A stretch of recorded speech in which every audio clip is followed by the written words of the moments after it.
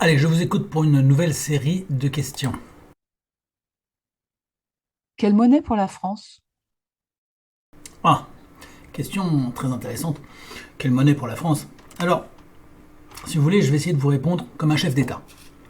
Je ne vais pas rentrer dans le détail des questions de taux d'intérêt, de contrats à terme et de rétro-commission sur les obligations et je ne sais quoi. On ne va pas rentrer dans la technique. Je vais parler en tant que chef d'État qui donnera des instructions à un ministre. D'accord, on va parler fondamentaux. Et c'est largement suffisant, j'ai pas besoin de savoir davantage. De même que le capitaine d'un navire n'a pas à savoir comment fonctionnent les moteurs dans les soutes. C'est pas son boulot. Moi je vous donne des directions. Alors quelle monnaie pour la France? C'est très simple, une monnaie forte. Ce qui veut dire automatiquement sortir de l'euro. Évidemment. Ensuite, vous retrouvez soit le franc, soit le louis, soit l'écu, ce que vous voulez. Ça n'a aucune importance, pourvu que ce soit une monnaie forte.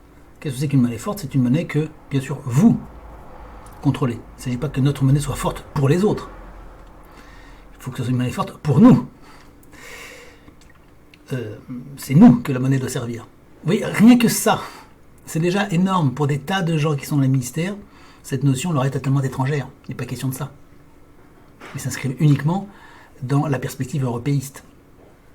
Monnaie forte, c'est-à-dire que nous contrôlons, nous émettons de la monnaie et nous le faisons de manière souveraine. Par ailleurs, nous le faisons dans des quantités suffisamment infimes pour ne pas créer de l'inflation et pour ne pas dévaloriser la monnaie. Pour qu'elle soit forte, il faut qu'elle soit suffisamment ajustée, suffisamment rare, j'oserais dire, pour qu'elle ait une certaine valeur, hein, bien sûr. Plus une valeur se répand partout, plus elle perd de sa valeur. Donc il faut qu'elle soit ajustée à une richesse que vous créez. Précisément, autre axe fondamental, on ne crée pas une monnaie forte ex nihilo. Dire je veux une monnaie forte, ça ne rime à rien. Même si vous contrôlez vous-même l'émission de votre monnaie, vous n'avez pas une monnaie forte. Une monnaie forte, c'est quoi? C'est une valeur qui représente des actifs. Et les actifs, il faut que ces actifs soient des actifs vifs et non pas morts. C'est-à-dire une richesse créée réelle. Et donc, sans doute, beaucoup moins de tertiaire, beaucoup plus de savoir-faire, ce que j'appelle le savoir-faire, c'est-à-dire l'ensemble des métiers de production de richesse. Pas seulement de richesse matérielle, ça peut être de la richesse intellectuelle aussi, la richesse de service aussi, mais tout ça doit être bien conduit et bien mesuré. L'État ne doit pas être interventionniste non plus, parce que si l'État est interventionniste à l'excès, eh bien la monnaie n'est plus une ressource vers laquelle peuvent aller vers les investisseurs, puisqu'elle est bridée par un État. L'État est là pour mener les choses à bien, et non pas pour brider. Vous avez les dompteurs dans les cirques, eh bien, ils n'ont pas besoin d'attraper les lions pour leur faire un numéro. Ça a l'air idiot, hein, ce que je vous dis, mais c'est très considérable par rapport à la monnaie. Il y a plein de gens, notamment les partisans de l'État-providence, qui pensent qu'il faut être à l'origine, l'État doit être à l'origine de grands emprunts, de grands travaux, etc. Ils se fourvoient. Ça ne marche pas. Ça ne peut marcher que s'il y a déjà un vivier, un terreau, si vous voulez, extrêmement favorable à la création économique. Il faut donc recréer une nation d'entrepreneurs et de créateurs de richesses. La monnaie forte, c'est ça d'abord. Moins d'État, nécessairement, puisque il faut que ces entrepreneurs gagnent de l'argent, donc il faut moins d'impôts, moins de taxes, donc moins d'État, moins de ministères, je l'ai déjà dit, et davantage de rendement de l'investissement et du travail. Il faut favoriser le rendement du travail et de l'investissement. En revanche, il faut faire attention à la spéculation, bien sûr. Donc il faut se sortir des pièges à rats que peuvent constituer les marchés. Vous savez qu'au Japon, pendant très longtemps, ils ont évité de trop se jeter sur les marchés. Ils avaient un système de parts croisées qui évitait aux entreprises d'être livrées à la spéculation. Donc il faut se garder de la spéculation. Bon, là vous avez quelques directions, mais il y en a bien d'autres. Alors je vais vous lire, par exemple, puisque vous me parlez de ça, des passages d'un... Enfin, je vais vous résumer des passages d'un livre qui s'appelait Notre État, de Roger Fauroux. Ça date des années 2000, je crois tout juste. Hein. Alors donc j'ai 25 ans de retard pour le lire, ça fait partie des nombreux livres, 2001, des nombreux livres que je dois lire depuis très longtemps. Je les lis au fur et à mesure, vous voyez, donc j'ai 25 ans de retard, enfin 23 ans. Bon, mais ça vaut la peine. Alors, ce livre, il date de l'époque où on était en train d'aller dans le mur. Entre-temps, on a pris le mur. Mais ça nous intéresse pour l'avenir. C'est trop tard, hein, mettre tout ça en... Ce qui est dit là est souvent très intéressant, mais le mettre aujourd'hui en œuvre en République française, ça ne suffirait pas pour redresser la barre. C'est foutu. Hein. On va se prendre on est en train de se prendre l'iceberg. On est le Titanic et on se prend l'iceberg en ce moment même. On est en train de couler déjà. L'eau rentre partout dans les soutes. D'accord. Donc, il faut s'y intéresser pour l'avenir. Les erreurs qu'il ne faut pas faire. Mais vous pouvez comprendre aussi ce qui se passe actuellement en relisant ceci, qui est toujours valable, parce qu'en fait, ce livre, en gros, ce livre vous faisait l'analyse de ce qui n'allait pas, et donnait des directions, aucune pratiquement n'a été suivie. Tout ça, c'est resté lettre morte. Et des livres comme ça, ou des rapports comme ça, il y en a eu des centaines. Tous mieux faits les uns que les autres. Donc on savait parfaitement où on allait.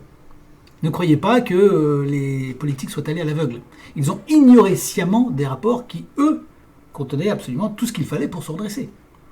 Donc on explique dans ce livre, par exemple, comment les étrangers, les autres pays, ont fait mieux que nous sur tel ou tel plan. Alors là, par exemple, on nous parle de la fiscalité. Dans le domaine de la fiscalité, eh bien, le système fiscal français, pour collecter de l'argent et le redistribuer, coûte beaucoup plus cher que les pays les plus chers du monde.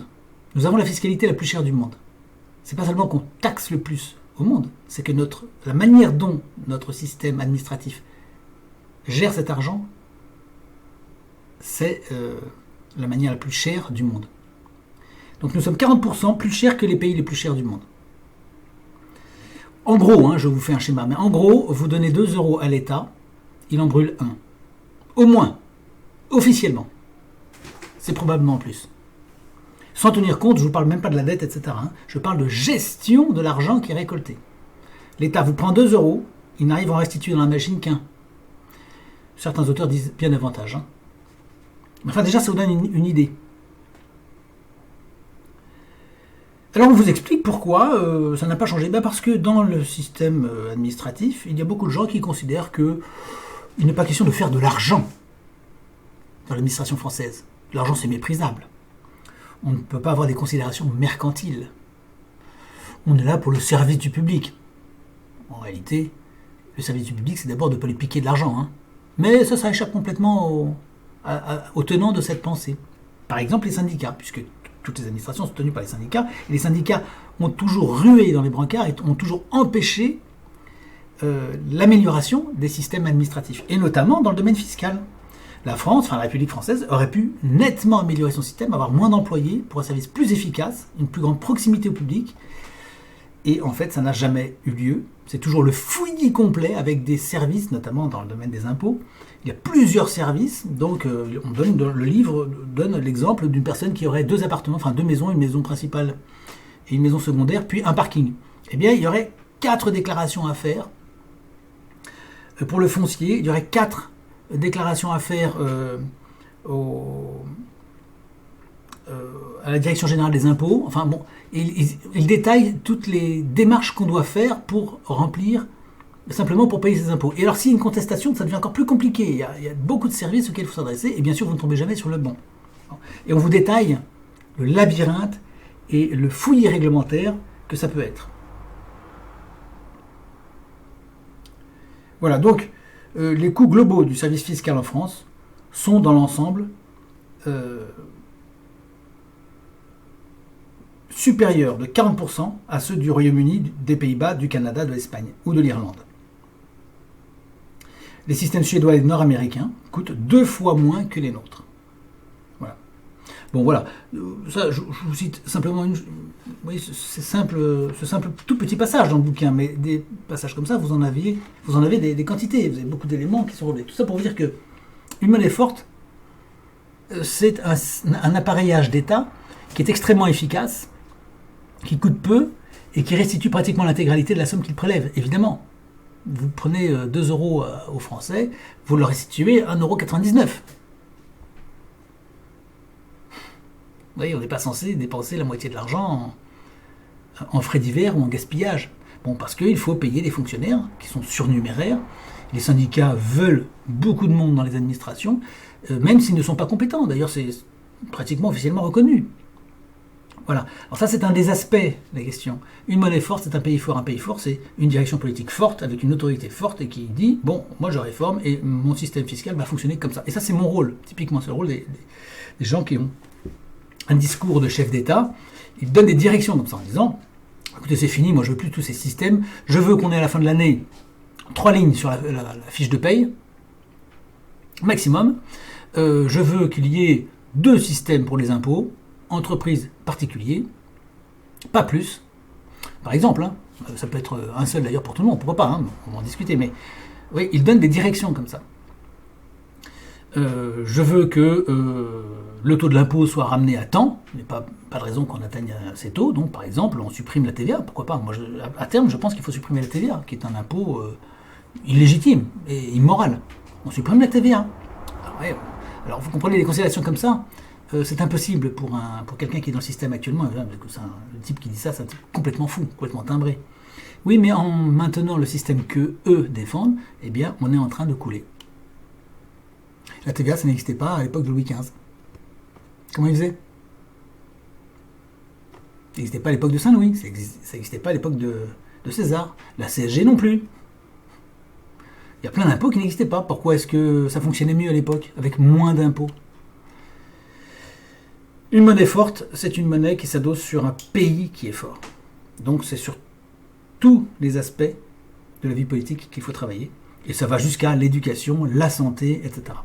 Voilà. Je ne vais pas vous faire plus long que ça sur ce sujet, qui est un vaste sujet, mais disons que notre rôle à nous, c'est de donner des grandes directions, de dire clairement ce que nous voulons pour l'avenir, et ne pas rentrer dans des considérations oiseuses sur comment est-ce qu'on peut aménager le système actuel, puisque le système actuel ne fonctionne pas. Je passe à la question suivante. Vous qui nous prépare encore des campagnes et des fausses pandémies. Alors là, question tout à fait différente. Y a-t-il des pandémies à venir? Certainement, puisque vous avez bien vu qu'avec le Covid, on nous a fait une grande opération d'ingénierie qui a échoué. Hein. Pour moi, elle a échoué. Ils ont tenté de faire beaucoup plus mal que ça. Alors, il va y avoir une mortalité très élevée dans les mois à venir, je pense. Ça a déjà commencé. Hein. Il y a déjà une mortalité très élevée chez les gens vaccinés. Ils vont très certainement retenter le coup. Mais vous comprenez bien qu'ils ont essayé et les gens ont été très échaudés dans le monde entier. Et je pense que la prochaine fois, il va y avoir des réactions extrêmement sévères. Hein. Je pense que les gens vont venir aux mains avec les gens qui tenteront de les vacciner de force ou de leur coller des masques. En tout cas, dans certains pays, ça va se passer comme ça. En France, il y aura des réactions comme ça. Il y a des gens qui vont passer à l'action physique. Quoi, hein. Ils ne vont pas se laisser tuer, évidemment, puisqu'on sait que les vaccins ont tué. Les gens ne vont pas se laisser faire. Pourquoi dites-vous que ça ne suffira pas de nous débarrasser de l'état profond, alors qu'ils sont le problème? Alors, l'état profond, c'est intéressant. Hein. L'état profond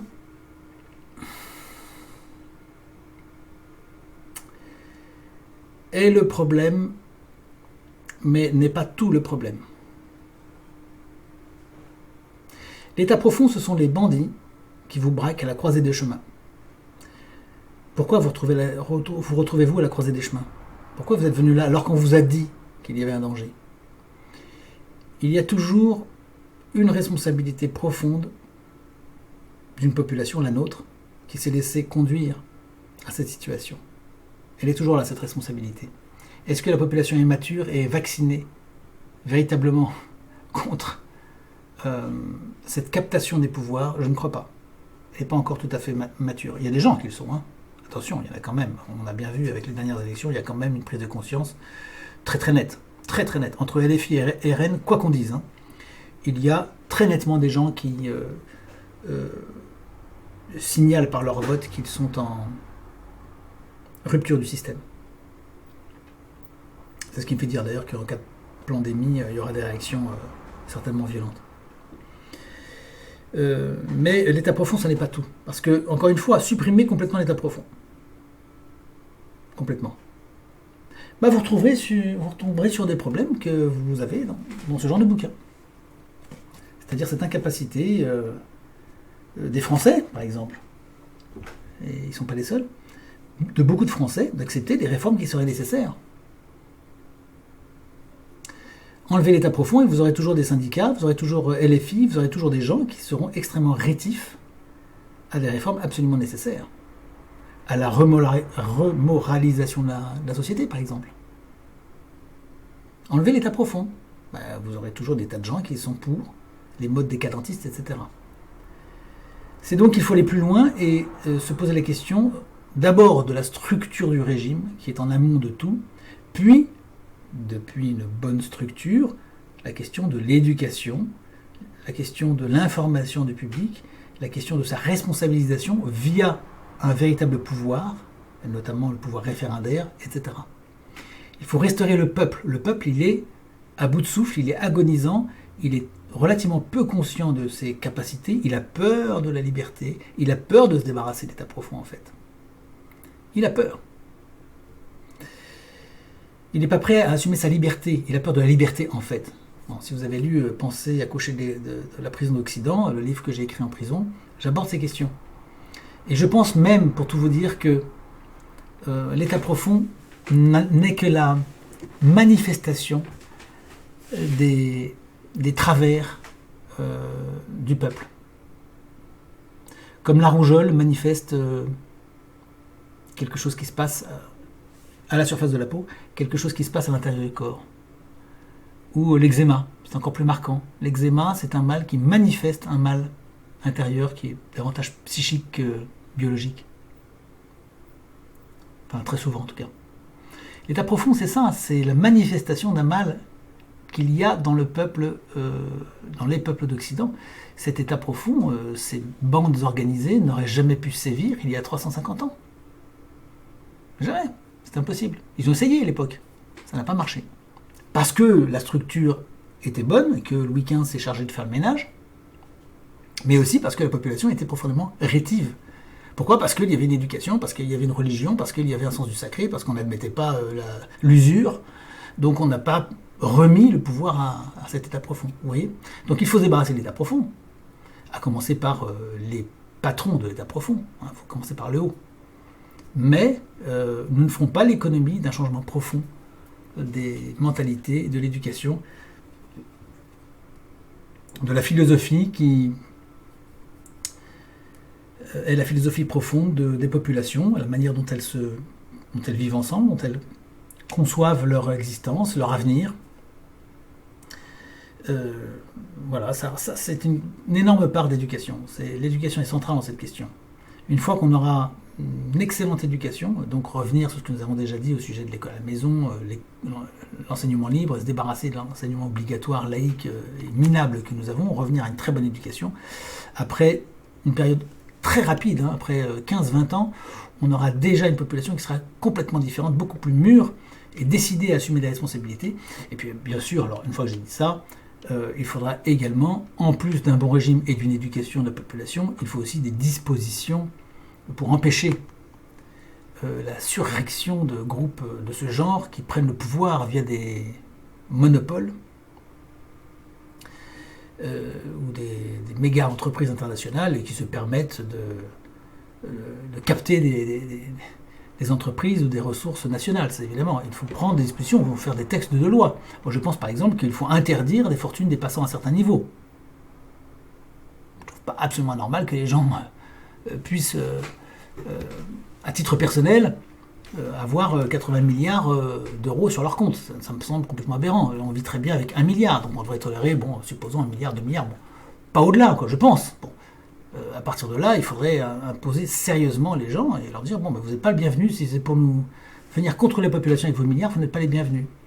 Vous pouvez venir en France, si vous êtes riche, vous verrez très bien, vous serez peu taxé, mais sachez que vous ne pouvez pas être un super milliardaire, ça n'est pas possible, parce que je pense que c'est pas raisonnable, et qu'il y a dans ces cas-là, si vous avez trop d'argent, vous en ferez don, vous ferez marcher la société, vous aiderez des gens dans la misère, vous participerez, et vous maintiendrez un niveau d'existence raisonnable.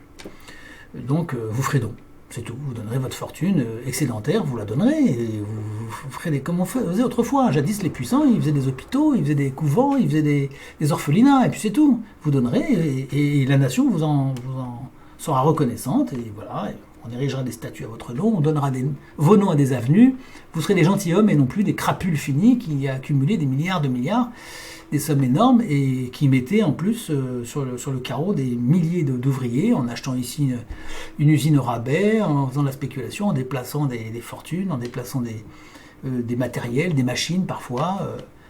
Tout ça, c'est complètement aberrant, quoi.